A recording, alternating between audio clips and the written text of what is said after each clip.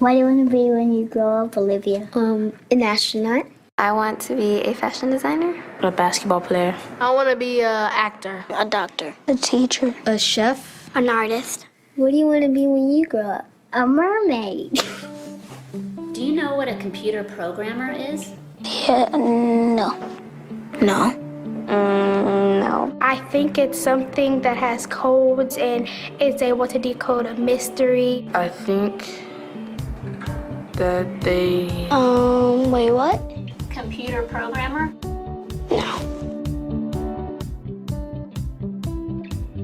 Nowadays, just about everything requires some form of programming. So, what is it? Programming is basically explaining to a computer what you want it to do for you. When you're programming, you're teaching possibly the stupidest thing in the entire universe, a computer, how to do something. Programming is one of the only things in the world that you can do where you can sit down and just make something completely new from scratch, you know, whatever you want. It's really not unlike kind of playing an instrument or something, or playing a sport. It starts out being very intimidating, but you kind of get the hang of it over time. Coding is something that can be learned, and I know it can be intimidating. A lot of things are intimidating, but you know, what isn't? A lot of the coding that people do is actually fairly simple. It's more about the process of breaking down problems than, sort of coming up with complicated algorithms as people traditionally think about it. Well, if it's fairly simple, why aren't there more of us doing it? Over the next 10 years, there will be 1.4 million jobs in computer science, and only about 400,000 grads qualified for those jobs. That's a shortage of 1 million people. So, how do you start?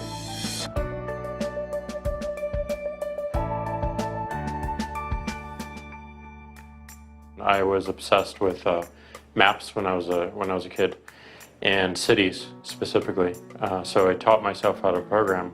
I had a very clear goal of what I wanted to do, which is to see a map of the city on my screen and play with it. Put things on the map, move things around the map. See what was happening in the city, how it worked, how it lived, how it breathed. The best early thing was actually using software to decide when the classes in my school would meet, and that put me in a position to decide which girls were in my class. The first program I wrote asked things like, what's your favorite color? Or how old are you? I first learned how to make a green circle and a red square appear on the screen. The first time I actually had something come up and say, hello world, and I made a computer do that. It was just astonishing. When I finally learned a little bit of programming, that blank wall resolved into a bunch of doors, and you open them, and finally you start to open enough doors that the light comes in. And to me, a finished program is like a structure filled with light. All the corners are illuminated. You understand the structure of it. It's a really serene feeling to have completed that.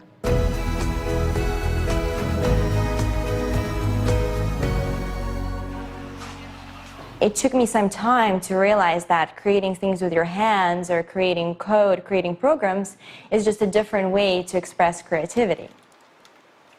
I think right now there's a big emergence of the culture of making.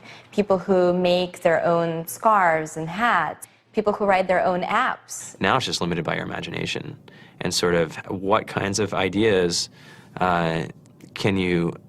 what kind of understanding can you build into the computer so that it can do these things that were previously impossible.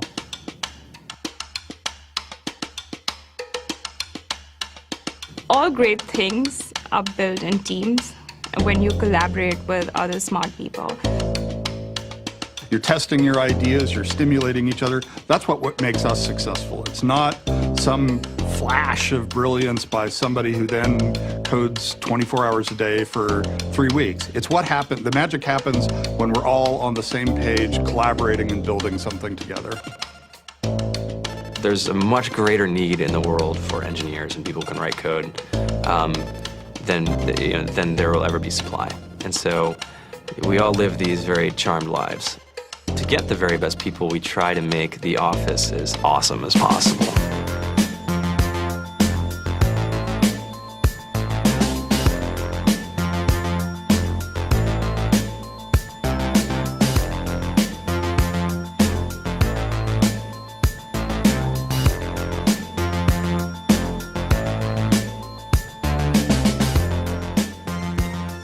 We have a fantastic chef, Free food, breakfast, lunch, and dinner. free laundry, snacks, even places to play and video games and scooters. There's all these kind of interesting things around the office and places where people can play or relax or go to think or play music or be creative.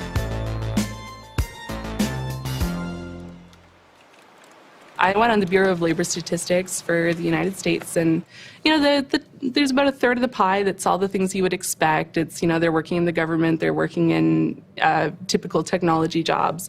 But then, like, the rest of the pie, and it was the majority of the pie, just split down into these little teeny slices of every industry imaginable. And what it is, computers are everywhere. You want to work in agriculture? Do you want to work in entertainment? Do you want to work in manufacturing? It's just all over.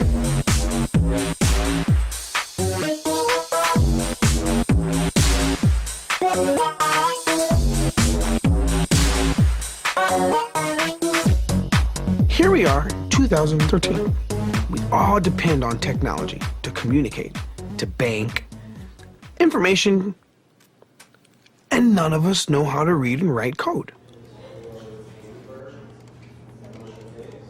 So you guys, what else? Who else has an idea of what we can change with our programming? What else can we do? Tiffany? What I saw my students take away from using Scratch and programming in our classroom is that they were willing to push through problems. It really builds critical thinking, it builds problem solving, and it's something that they can then apply to math in the classroom or their reading skills. We integrated science with this programming, and I saw my scores go up 30%. When I was in school, I was in this after-school group called the Whiz Kids. And when people found out, they laughed at me and, all these things. And I'm like, man, I don't care. I think it's cool. And, I'm learning a lot. And some of my friends have jobs. It's important for these kids. It should be mandatory to be a citizen on this planet, to read and write code.